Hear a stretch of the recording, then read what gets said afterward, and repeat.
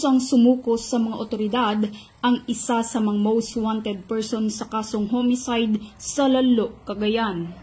Kinilala ang suspect bilang si alias Juan, 29 anyos, binata, isang manggagawa at tubong Lasam, Cagayan, ngunit kasalukuyang naninirahan sa nabanggit na munisipalidad.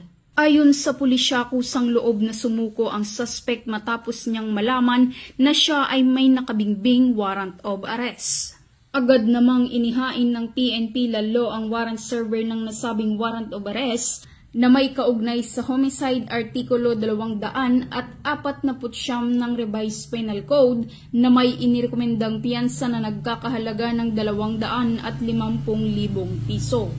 Ipinaalala rin sa suspect ang kanyang mga karapatang konstitusyonal alinsunod sa Miranda Doctrine.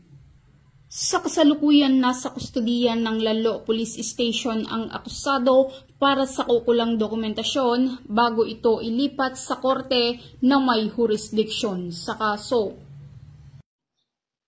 Mula dito sa Lambak ng Cagayan, ako ang inyong Police News Network Correspondent, Patrolwoman Wendy Rumbawa, alagad ng batas, tagataguyod ng Balitang Pulis.